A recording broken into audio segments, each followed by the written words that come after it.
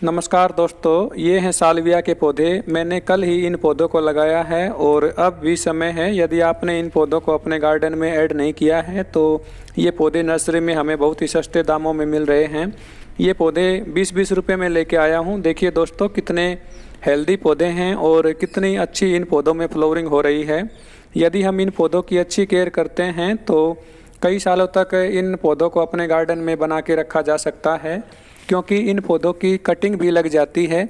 जब ये पौधा पुराना हो जाता है तो आप इनकी कटिंग लगाकर एक ही पौधे से बहुत सारे पौधे भी बना सकते हैं। यदि अब भी आप इन पौधों को अपने गार्डन में लगा लेते हैं तो मई-जून तक इन पौधों से फ्लावरिंग ली जा सकती है। यदि आप इन पौधों में अधिक से अधिक फ्लावरिंग चाहते हैं तो आप इन पौधों को ऐसी जगह रख दीजिए जहां अधिक से अधिक सनलाइट इन पौधों को मिल सके। जितनी अधिक सनलाइट इन पौधों को मिलेगी उतने ही ये पौधे घने बनेंगे और ये पौधा दूर से देखने पर एक बड़े गुलदस्ते की तरह दिखाई देता है। इन पौधों से एक लंबी फ्लावरिंग स्टेम निकलती है और जब इसके फूल सूखकर झड़ जाते हैं तो आप उस फ्लावरिंग स्टेम को ज़रूर काट दें। इस प्रकार नई नई फ्लावरिंग स्टेम निकलती रहेंगी। सालविया के पौधों में पानी की बात की जाए तो इन पौधों को अधिक पानी पसंद होता है। एक हफ्ते में एक बार भी आप इन पौधों में पानी डाल दोगे तो भी ये पौधे अच्छी ग्रोथ कर लेते हैं।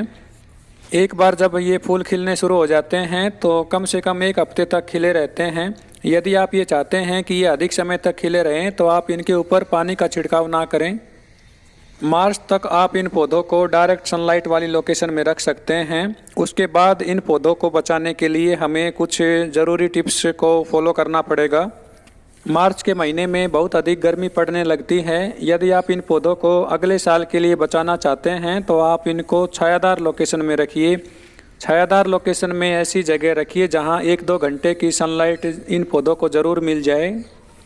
यदि ये पौधे छायादार ब्राइट लोकेशन में रखे रहेंगे तो ये कई सालों तक हमारे गार्डन में बने रह सकते हैं। बरसात के सीज़न में आप इनकी कटिंग भी लगा सकते हैं। इनकी कटिंग आसानी से लग जाती है।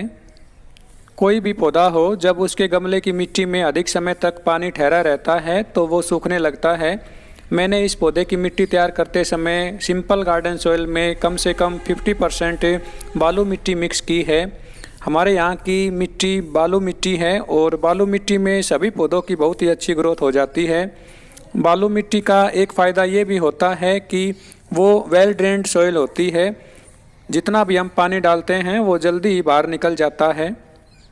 पूरे दिन भर की सनलाइट में ये पौधे रहते हैं, इसलिए इनकी मिट्टी जल्दी ही सूख जाती है। जब इन पौधों की मिट्टी सूख जाए तो आप इन पौधों में पानी डाल दीजिए। हफ्ते में 2-3 बार भी आप इन पौधों में पानी डाल दोगे तो भी ये पौधे ओवर वाटरिंग की वजह से नहीं सूखेंगे। यदि आप नर्सरी जाते हैं तो इन पौधों को अब इस समय ज़रूर खरीद लाएं, क्योंकि उसके बाद ये पौधे हमें नहीं मिलेंगे।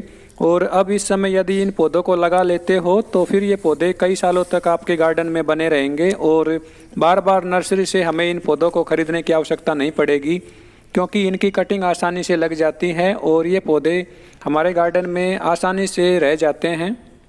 जब आप ये सालविया के पौधे लगाते हैं तो कम से कम 6 से 8 इंची साइज़ के गमले में इनको लगाइए, क्योंकि इन पौधों की रूट्स गहराई तक जाती हैं और जितनी अधिक गमले की मिट्टी इन पौधों को मिलती है उतना ही इन पौधों की अच्छी ग्रोथ होती है और जितनी अधिक इन पौधों की ग्रोथ होगी उतनी ही अधिक इनकी फ्लावरिंग स्टिक्स निकलेंगी और दूर से देखने पर यह पौधा गुलदस्ते की तरह दिखाई देगा।